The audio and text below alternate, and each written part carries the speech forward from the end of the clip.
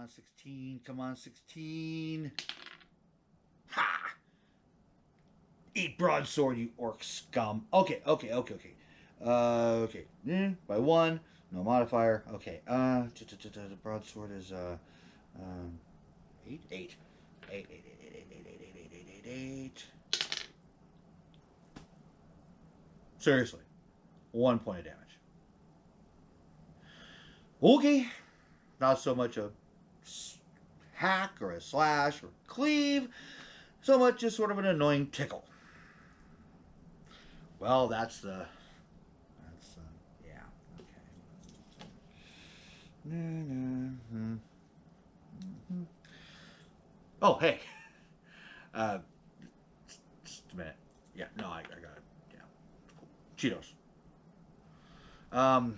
Sorry. Anyway, okay. So, you got me. I guess it's kind of a weird, geeky Mr. Rogers moment where I don't know, I'm supposed to take off my tennis shoes and put on deck shoes or something? Sweater? I don't know. Oh, and speaking of that, one of my nice friends and viewers pointed out that it's kind of pointless to have these cool t-shirts with slogans and stuff on them when I have a beard you can hide a duck in. So, just for the sake of fairness, I wanted to show you this one. You know, the historical reenactment, one butt whooping at a time. A buddy of mine does these, and I'll put a link at the end of the thing. He does awesome t-shirts and stuff, and custom printing and things. Anyway, not a promotion, just, you know. Oh, and of course this awesome gaming set here, you know, with 3 rows of dice and a place for your pencil and, you know, cups for rolling. And I guess you could put your phone in it, you know, if you really wanted to, you know, like that, so you can kind of see what you're doing. That is kind of cool. Wow, okay. And of course, I'll leave a link to this in the credits, you know, or in the description at the end. So anyway, as you can see, you kind of caught me in the middle of, well, you know what I'm doing. I mean, come on. You know. But, you know, I guess it's good enough time as any to talk about it. You know, we all do it, one way or another. Just some of us are a little different. You know, some of us are more of a D10. Some of us are a nat 20. That's okay. Sorry. Okay, no, okay, enough being silly. Okay, my bad. Anyway, no, I guess it is time to talk about tabletop RPGs, or role-playing games, or RPGs in general. And as I kind of pointed out in my previous video, RPGs have been a real big part of the geek community for a long time now. What, 50, 60 years?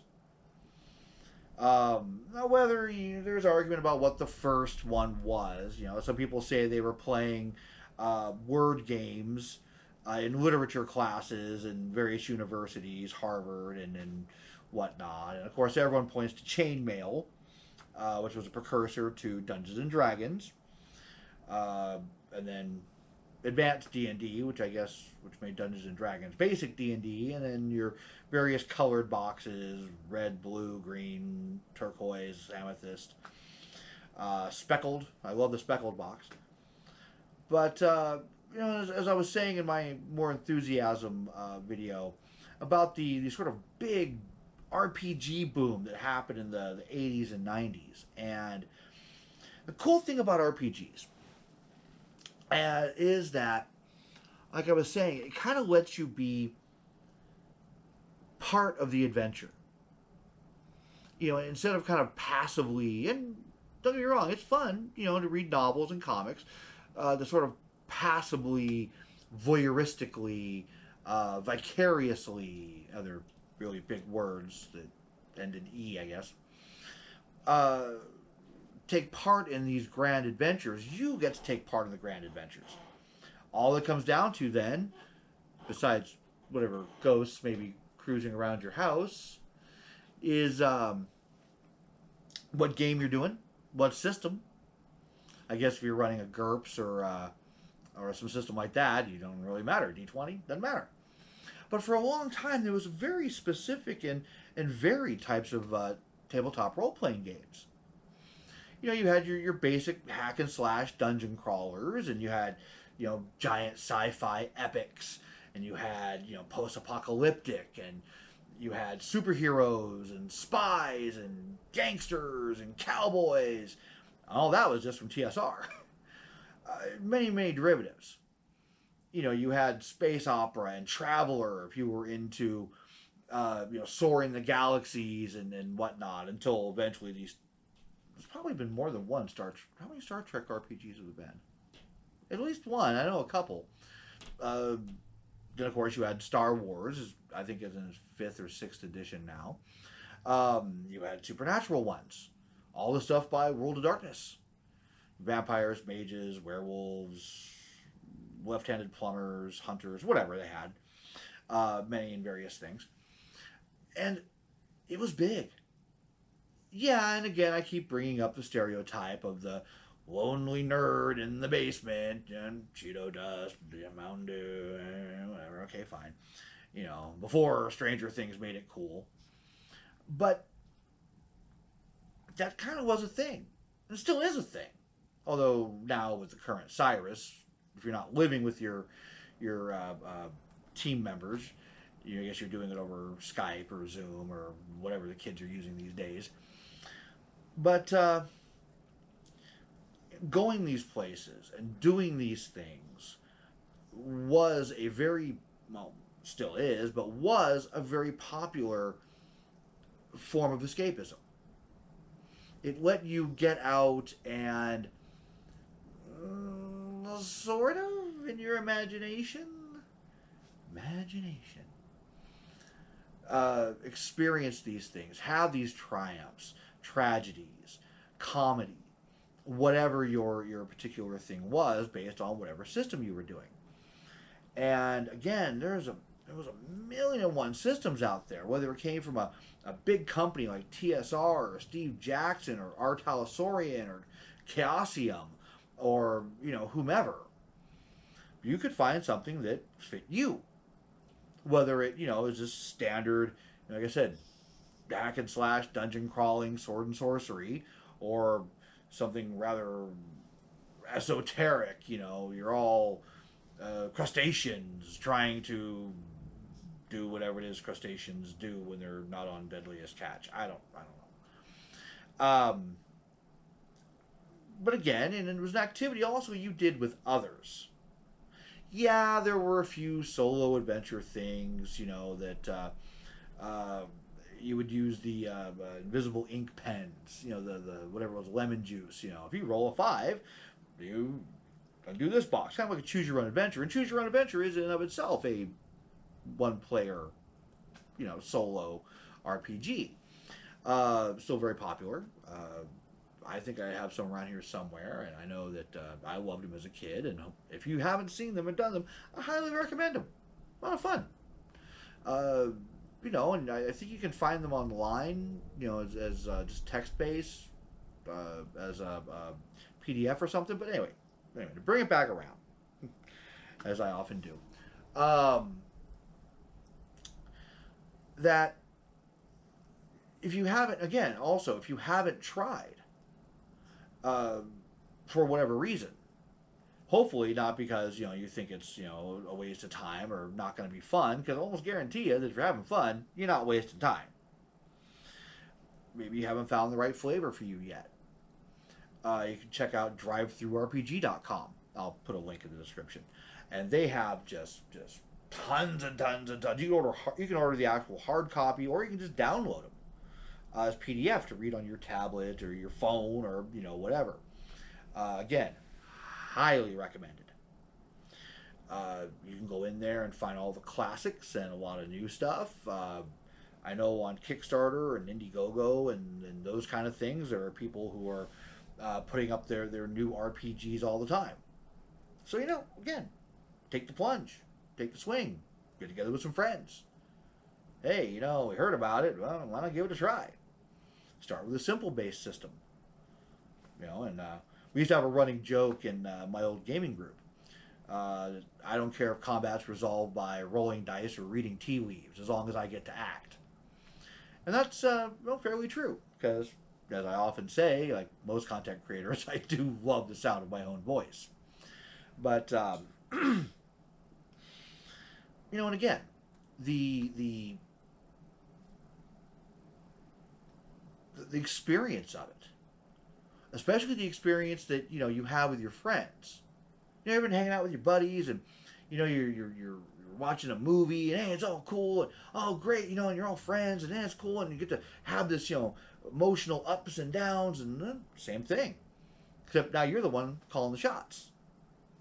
Technically, the GM is, but you know what I mean. Well, you are the GM, in which case, thank you. World needs more GMs. Thank you. But again,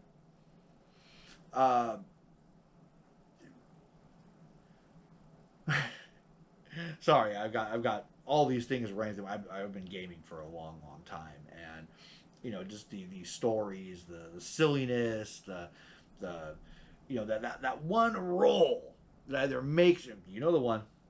Don't blame me. The one. That one roll that makes or breaks what you're doing, and it's a crit or it's a fumble or you just barely squeak that saving throw. Yeah, you know what I'm talking about. Don't let it. It's okay. It's okay.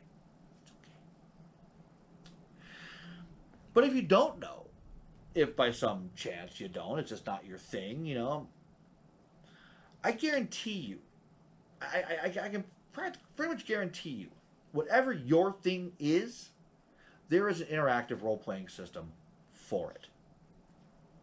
And probably a group that wants to play it with you. I don't know if this is really a thing, but I've seen where people get together. It's almost like geek speed dating, where they'll gather somewhere and form up into these little 5-8 person clusters and play D&D or whatever. Just I don't.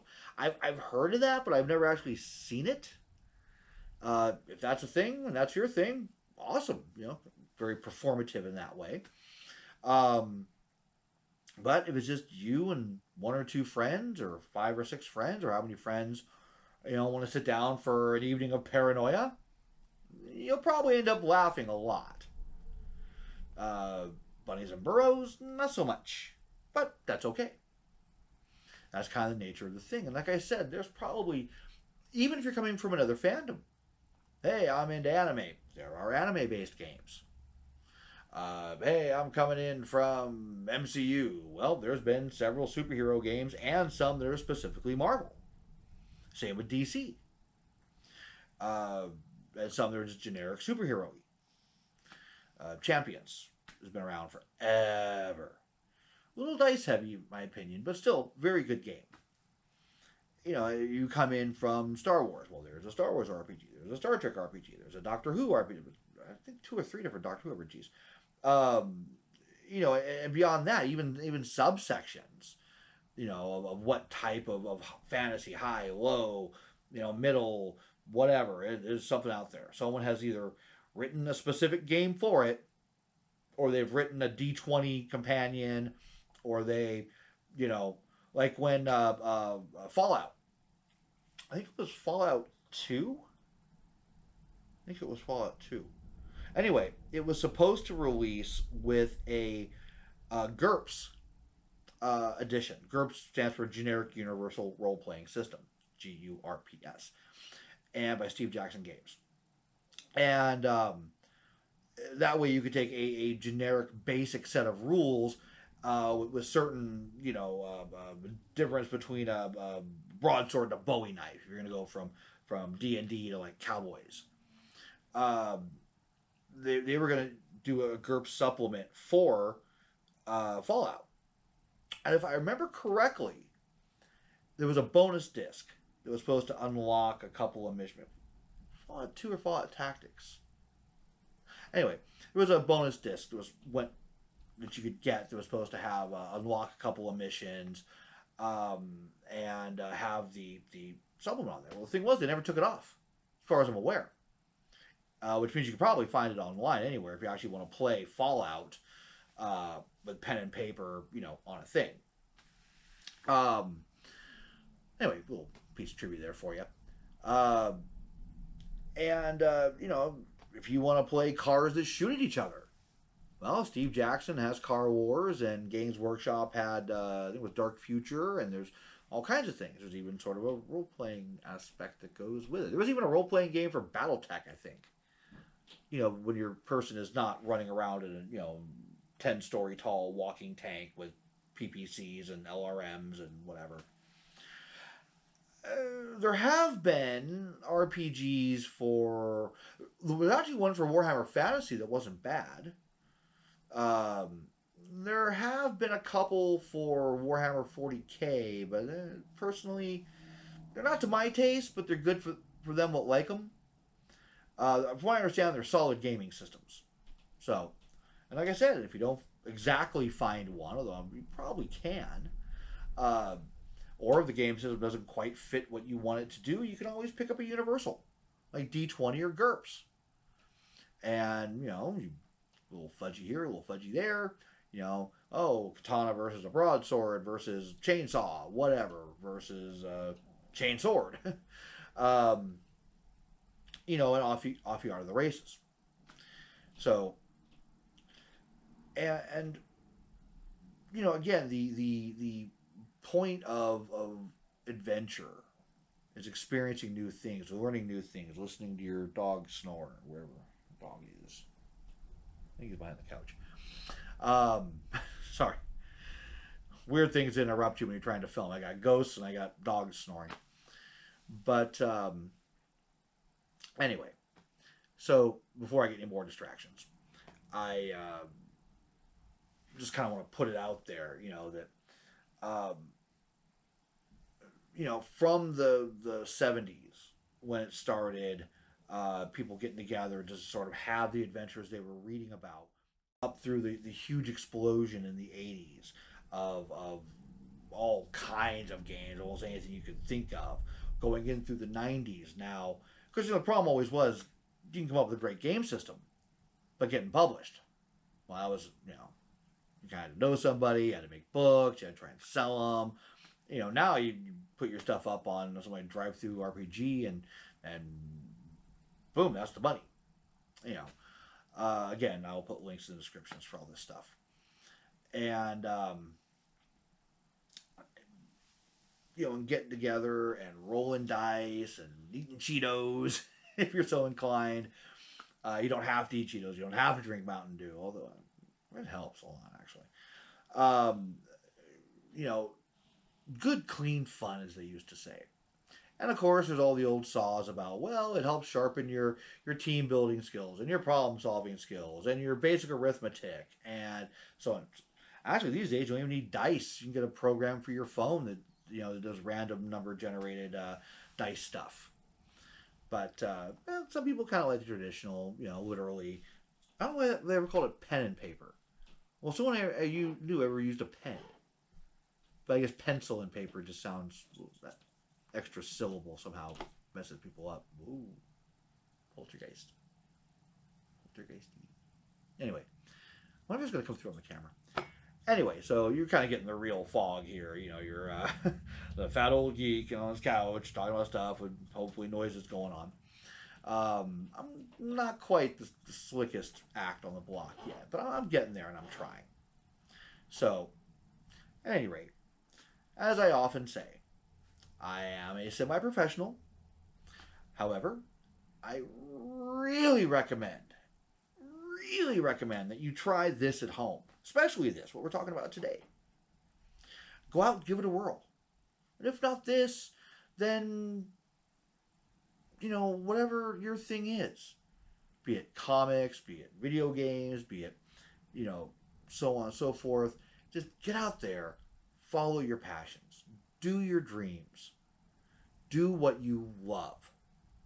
And I do love all of you, both individually and collectively. I just want to say thank you so much for watching. Thank you, really. I appreciate it, and I appreciate you, and I would also really, really appreciate it. You thought you got a plug. I would really also appreciate it if you could click on the like and subscribe button if you haven't done so already. It really helps, and generally kind of makes me feel good. We all like to feel good, don't we? So again, thank you very much. I have been Fog, or the Fat Old Geek if you prefer.